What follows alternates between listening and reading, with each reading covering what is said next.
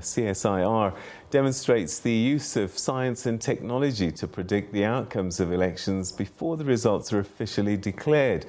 The CSIR predictions that work by gathering past voting behaviour to project future behaviour, and a clustering of districts processes used in each province.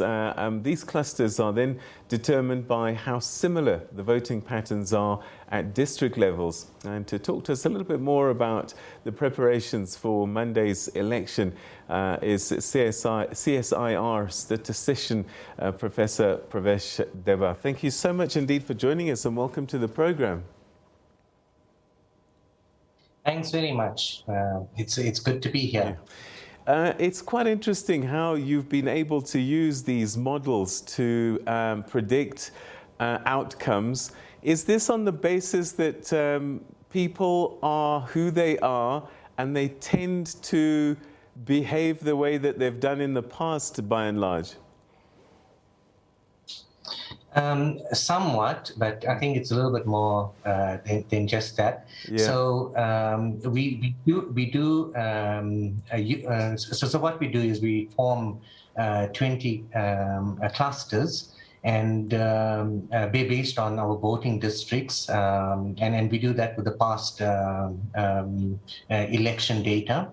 And when a voting district comes in, we then compare that voting district to, how similar it is to the 20 clusters, and we give a proportion to each of the 20 clusters. Based on that, we then are able to determine, the ones that have not come in, what percentages they would get for each of the political party. So in actual fact, it is based on the behavior of the past voting district, voting, but it also takes into account when there's changes in the new elections. These changes, occur in a certain pattern, and we use that pattern in order to then extrapolate what would happen to the other voting districts. How do you determine these clusters, their size and their distribution?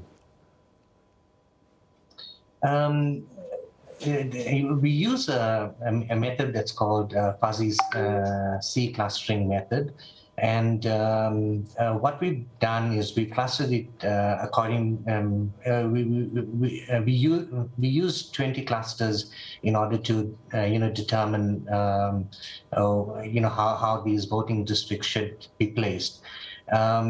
Now, we've also in the past, tested various other numbers of clusters to try and optimize, what would be the ideal number of clusters to develop. And it so happens that, there's very little change that happens, from the 20 clusters. So it was actually quite ideal to just stick with the 20 clusters. Are there any yeah, carry on. It's not really based on size, but more on similarity. So some of the clusters would obviously be much larger than some of the other clusters. How do you account for a lot of new independents that have come through this year? Is that already factored into your model, or do you wait until results starts coming in to give you an idea of what effect that they'll have? Yes, unfortunately, it's not factored into the model at this moment. So one would have to wait, until the results starts coming in, to see what is happening with the other parties. But, one must also remember that the CSIR model, we do concentrate more on the larger political parties, and also we look at we look at larger areas as well. So we don't go down to a ward level, for example, to do predictions, because even at the ward level, you have many other political parties that are being represented at that level. So it becomes extremely difficult to make predictions at that level. So we stay at the municipal level as its lowest level.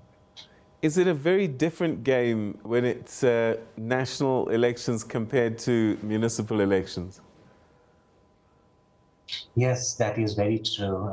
It is a very different game, simply because for the national elections,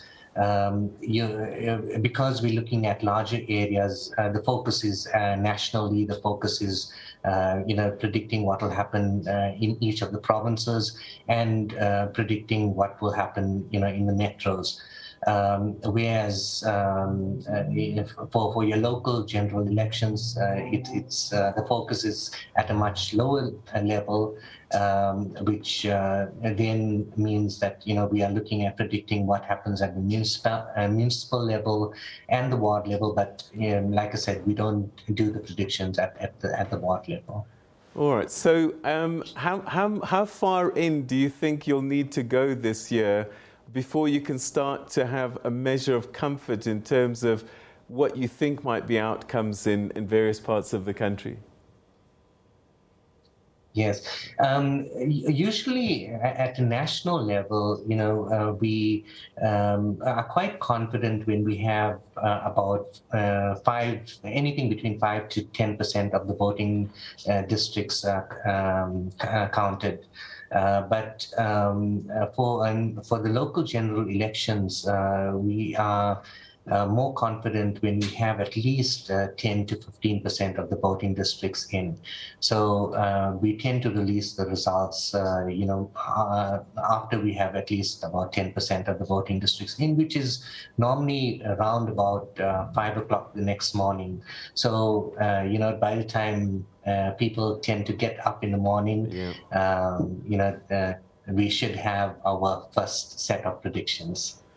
Even when they're as close as they were last time. I mean, I remember, Nelson Mandela Bay and even Johannesburg, right up until almost the next morning, we were still waiting and it was moving backwards and forwards.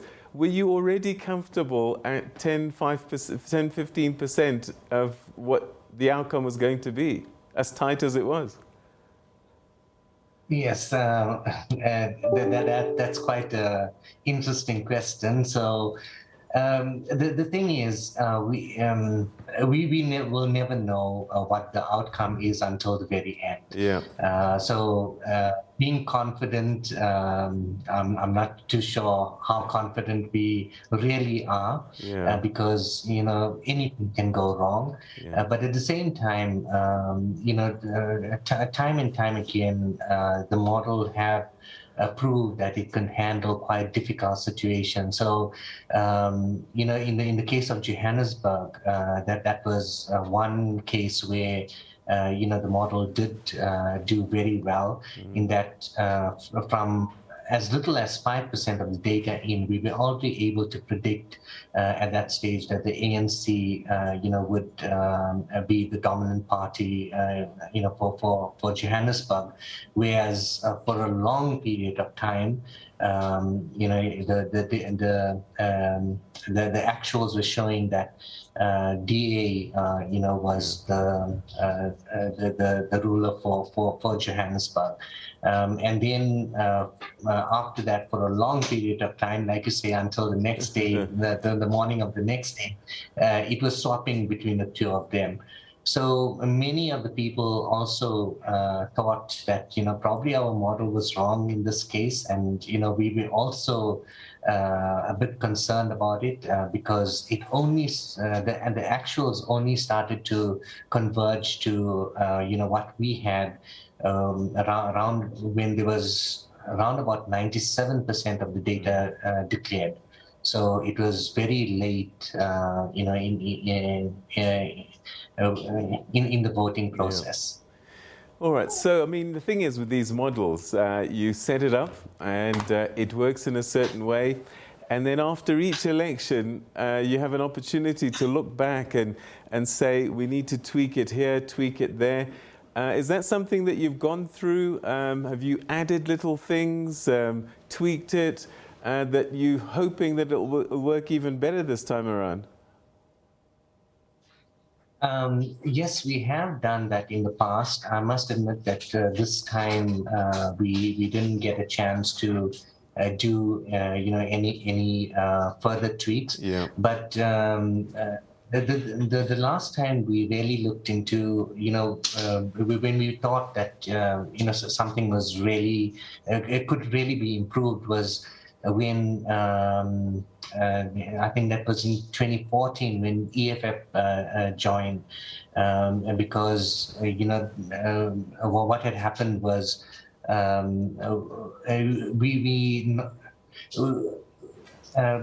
are quite. We accept our results if we are within a 2% margin of error. But for EFF in 2014, the margin of error was over 3%. And for that reason, we did not like how the model performed. But there was a particular reason for that as well.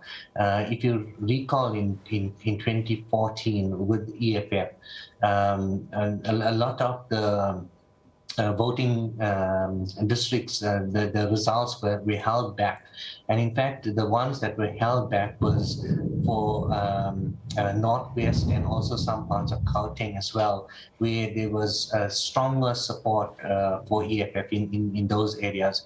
And for that reason, the model was not able to predict, what is going to happen because it was heavily unbiased. The fact that, certain districts where there was a lot of support for a particular party, those were not released and therefore not in the model to try and see how to predict what will happen for the other things. So at that stage we went back into the model and we tried to see if those results for EFF had come in like how it normally comes in with and it was not held back, would the model have predicted more accurately for the EFF? And in fact, it would have. So we did a few changes, but it was not, again, it was not major changes. So the model has actually been running since 2004. Well, we actually started from 1999, but around 2004, when CSIR and SABC joined forces, we started to the model that we have been using since then.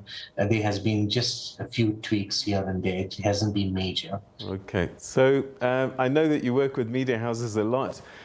With this model and this data, and no doubt we'll probably be sitting next to each other come Monday going forwards. But I'm just wondering, the public, do they have access to this website and this information? And I would imagine that this creates some kind of excitement and curiosity as it starts to unfold. Yes, no, certainly. We would be making, a certain information available to the public. So we are trying to set up a website at the moment to see, how to disseminate some of the information so that, people would have access to it as well. All right. So, these models that you've developed, how comparable are they to other parts of the world where they've had their elections and they've had their modelers? It sounds like this is quite a science that's required.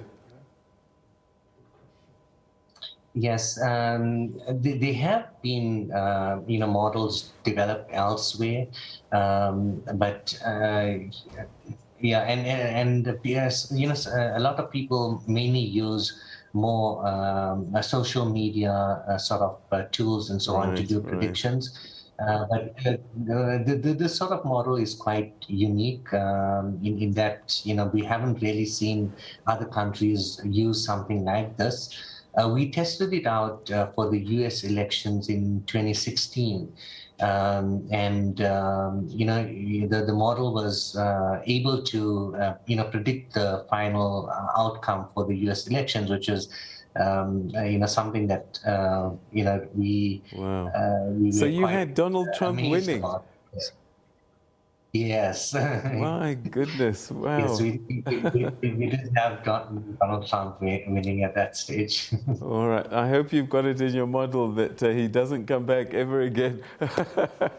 Pravesh, we're going to have to leave it there. Thank you so, so much indeed. And I look forward to sitting next to you and having a chat as the statistics start to tell us a picture during the course of next week. Thank you so much. It'll be great talking to you as well. Thank you very, very much. And let's hope everything goes really well on Monday, Tuesday. Great. Thank you you so much. Thank you, Pravesh.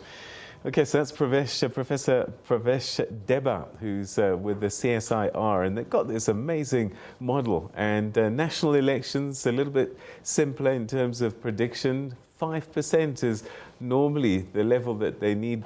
Once these 5% of the voting areas have come in, they can sense what's going to happen. With the local government elections, it's going to be around 10 to 15%, and then they'll have some comfort about outcomes. So tune in to us. We'll be bringing all of this. It really is going to be quite a thing. I was at The Rock earlier today, and we've got an amazing setup for you. So if you want to find out what's happening minute by minute with those elections on election day and the results afterwards, this is the channel you need to be. So don't go anywhere else.